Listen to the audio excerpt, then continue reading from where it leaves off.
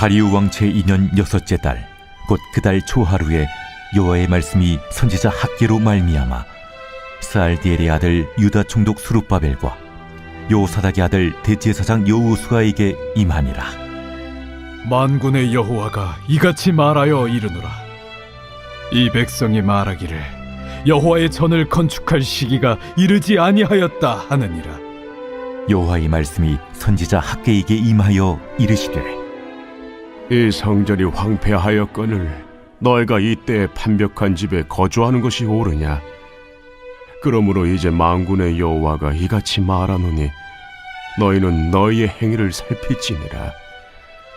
너희가 많이 뿌릴지라도 수확이 적으며 먹을지라도 배부르지 못하며 마실지라도 흡족하지 못하며 입어도 따뜻하지 못하며 일꾼이 삭슬 받아도 그것을 구멍 뚫어진 전대에 넣음이 되느니라. 만군의 여호와가 말하노니 너희는 자기의 행위를 살필지니라.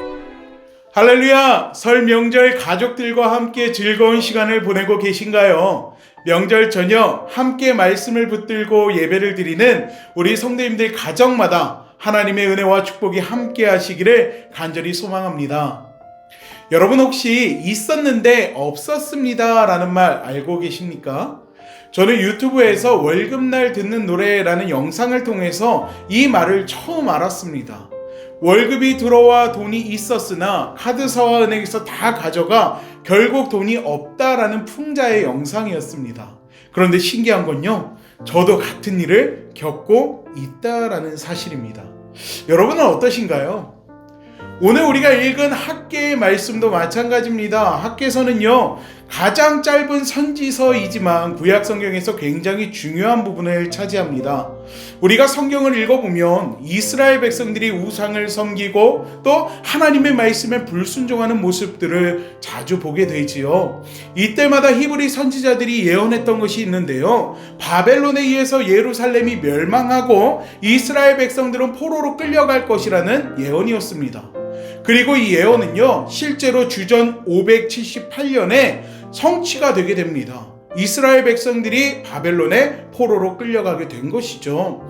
포로로 끌려간 지 70년 후에 바벨론은요, 멸망하게 됩니다. 이후에 페르시아가 포로가 된 이스라엘 백성들을 다스리게 되는데요. 이 페르시아는요, 이스라엘 백성들에게 원한다면 예루살렘으로 돌아가도 좋다라고 이야기를 합니다. 물론 그때 당시에도 예루살렘은 여전히 폐허나 다름이 없었습니다. 하지만 에스라서에 기록된 것을 보면은요, 여호수아라고 하는 대제사장과 그리고 스룹바벨을 선두로 해서 이스라엘 백성들이 이 예루살렘으로 돌아와 예루살렘을 재건하기 시작합니다. 그런데요, 여기서 문제가 생기기 시작합니다. 이스라엘 백성들이 아무리 열심히 일을 하고 예루살렘을 재건한다 할지라도 그들의 형편이 조금도 나아지지 않는 것이었습니다. 6절 말씀을 한번 볼까요? 6절 말씀을 보면 이렇게 이야기합니다. 너희가 많이 뿌릴지라도 수확이 적으며 먹을지라도 배부르지 못하며 마실지라도 흡속하지 못하며 입어도 따뜻하지 못하며, 이게 바로 현재 이스라엘 백성들의 현실이었다는 것입니다. 먹으면 배부르고 옷을 입으면 따뜻하고 농사를 지르면 곡식이 풍성해야 정상인데 지금 이 이스라엘 백성들이 처한 상황은 그렇지가 않았다라는 것입니다. 여러분, 그 원인이 어디에 있었을까요? 학개 선지자는요, 구멍 뚫어진 전대에서 원인을 찾습니다. 신앙생활을 하는 사람이 구멍난 주머니를 가지고 있다는 것이 무슨 뜻일까요? 그것은 신앙생활이라고 하고는 있지만 뭔가 부족하고 뭔가 모자란 것이 우리 안에 있다라는 것을 이야기하는 것입니다. 학개 선지자는 이스라엘 백성들이 잘못된 우선순위를 가지고 있음을 지적합니다. 앞에서 말씀드렸던 것처럼 이스라엘 백성들이요, 예루살렘에 돌아온 후 그들은 하나님의 성전을 방치한 채 모든 시간과 자원을 자신들의 화려한 집을 짓는데 사용을 합니다.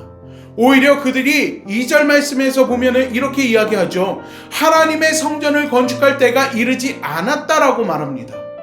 이에 학개 선지자는요, 4절 말씀에서 성전이 황폐하였거늘 너희만 잘 꾸민 집에 거주하는 것이 옳으냐고 오히려 이스라엘 백성들을 향해 되묻습니다.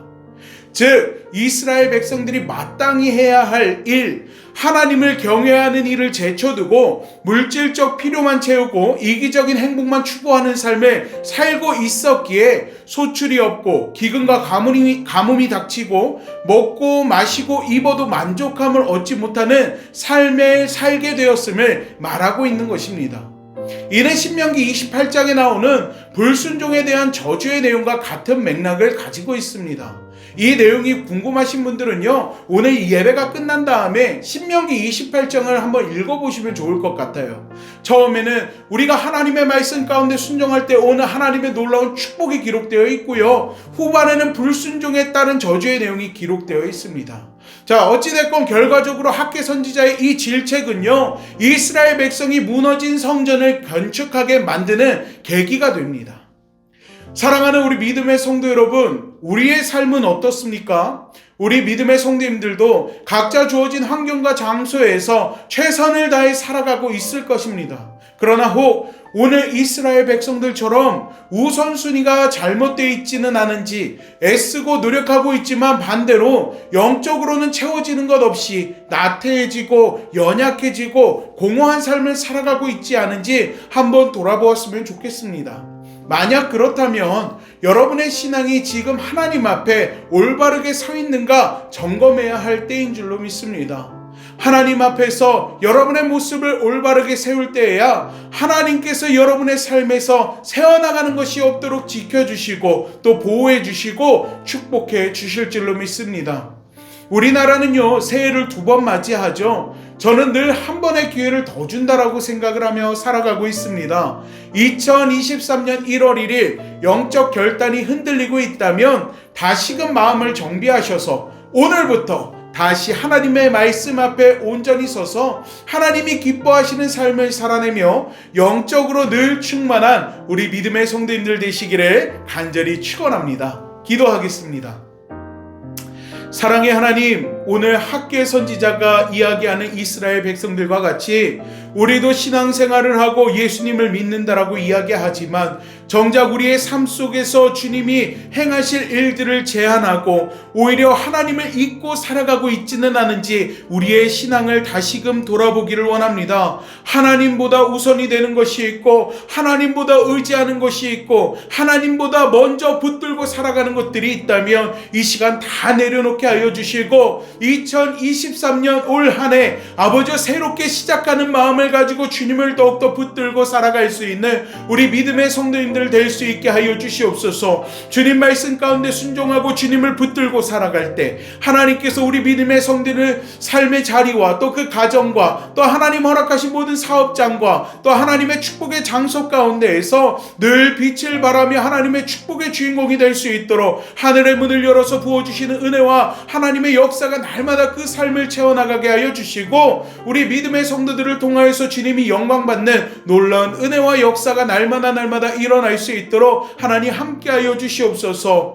하나님 2023년 하나님 아버지 이 명절 아버지 주님 앞에 거룩하게 주일로 지키고 또 가정예배를 드리는 우리 믿음의 성도들을 주님께서 기억하여 주시고 하나님께서 우리 믿음의 성도들의 연약한 믿음을 주의 두 손으로 꼭 붙들어 주시사 날마다 때마다 주님의 은혜 안에서 충만한 삶을 살아가며 늘 믿음으로 세상 가운데 승리할 수 있도록 하나님께서 축복하여 주시옵소서. 오늘 함께 나눈 말씀이 우리 마음 가운데 깊이 새겨지고 늘 주님을 붙들고 주님 말씀 가운데 순종하며 주님을 가장 최우선으로 생각하며 살아갈 수 있는 귀한 은혜와 능력의 말씀이 되기를 간절히 소망하며 예수님의 이름으로 기도하옵나이다. 아멘.